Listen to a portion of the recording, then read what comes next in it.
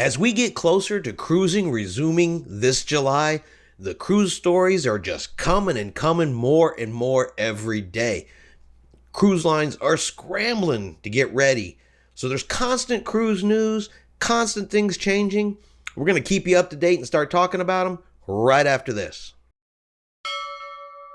Chris here with High Seas Cruising, and welcome to today's video.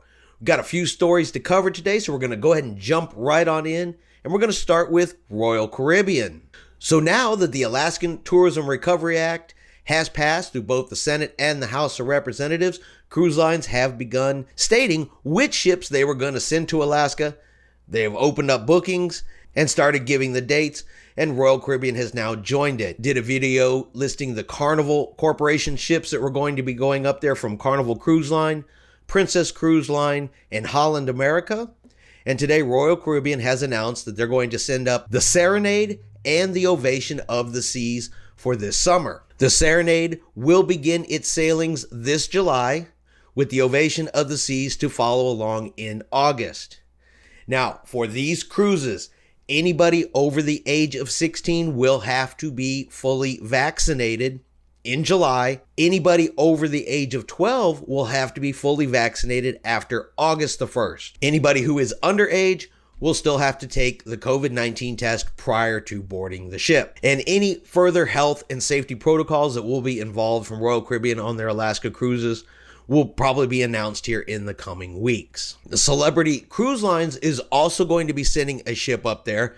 They are owned by Royal Caribbean, and they're going to be sending up the Celebrity Summit to begin its sailings in July as well, starting on July 23rd. Now with this cruise, it's going to be the same vaccination protocols. Anybody over the age of 16 will have to be fully vaccinated, and anybody over the age of 12 will have to be vaccinated starting August the 1st. And so for both of those cruise lines, that means you have to have had your final dose 14 days prior to boarding the ship. So in other Royal Caribbean news, we know that Royal Caribbean had secured a port agreement with Port Canaveral. They've also got one now with Port Everglades, as required by the CDC under the Conditional Framework for Sailing. Well, part of the CDC's requirements was for the cruise lines had to submit it to the state's Department of Health for approval prior to going to the CDC. Well, the state of Florida has said, look, we have limited authority over cruise ships. You don't need to send that to us. Send that directly to the CDC. They stated this department's permission is not required for your company to resume operations. So why that could be important is it is one less step that has to be taken, at least in Florida. Cruise lines can get their port agreements, send them directly to the CDC. If they don't have to wait on the state's approval, that just can shorten the amount of time before they can request a test sailing and could get us sailing that much faster, get the test cruises started that much faster. And anything that can speed up our resumption of cruising in a safe manner is a good thing. So the Carnival Magic is currently in dry dock in France, and there had been a story a week or two ago about how Carnival was going to go to a new paint scheme and put the paint scheme from the Mardi Gras on all of their vessels.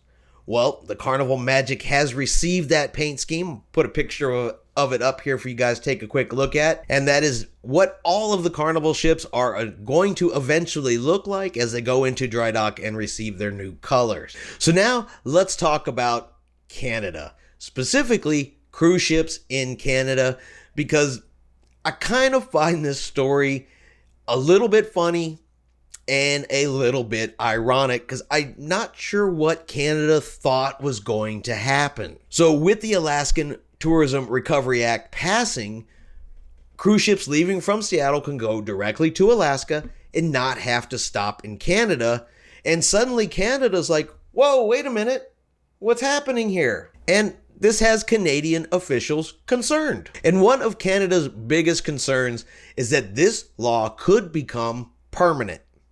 Now, it is scheduled to expire in February of 2022. It can be extended if Canada extends its cruise ban as well. But Canada's concerned it could be a permanent thing, and we could stop going to Canada or be required to stop in Canada. And the CEO of the Greater Victoria Harbour Authority said he tried to warn Canadian officials that this could have a negative effect if cruise ships were allowed to skip Canada. So the two ports in Canada is Vancouver and Victoria. They rely heavily on tourism from cruise ships. But let's get down and let's get honest here for a second, because the state government in Alaska tried to get with Canada. They tried to work out something with Canada. They tried for a technical stop, which is just the cruise ship pulls in, shows its papers, pulls out, and that would have counted as a stop in a foreign country. Nobody would have gotten off the ship.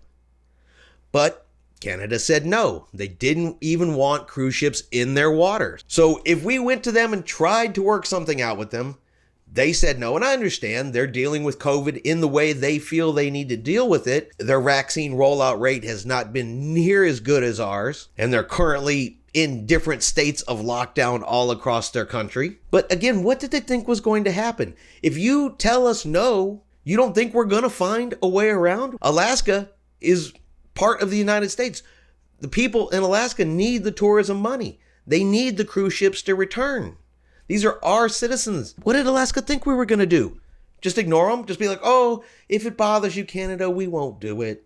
Yeah, sorry, it's not going to work that way.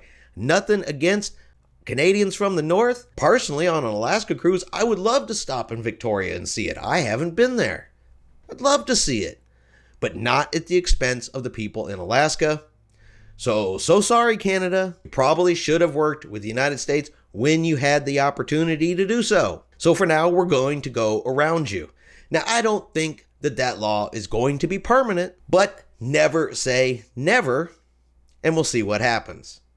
But I do suspect that come next year, if Canada reopens its borders, allows cruise ships back into their waters, I assume that law will probably expire and things will go back to normal after that. Now, in some CDC news, they are set to approve itineraries longer than 7 days. If you remember, under the original conditional framework for sailing, all itineraries had to be 7 days or less. So a lot of the ones that were 8, 10, 11 days were getting canceled, put on hold, all to meet the CDC's requirement for length of sailing. Well, now they are set to approve itineraries again longer than 7 days, with some additional relaxed regulations as well. Possibly mask regulations for fully vaccinated people while they are indoors. They're supposed to put out some new updated verbiage that strongly encourages cruise lines to sail with 100% vaccinated passengers and crew, at least until the conditional sail order is lifted. Now, I have checked the CDC's website, and these changes are not yet reflected there, so I'll keep an eye out for them when they are. That way we can specifically go over those. And so that is all of the current cruise news. Bring everybody here up to date. I hope you have enjoyed this video. If you have, let's give it a thumbs up. Have yourself a great day, and we will see you out on the high seas.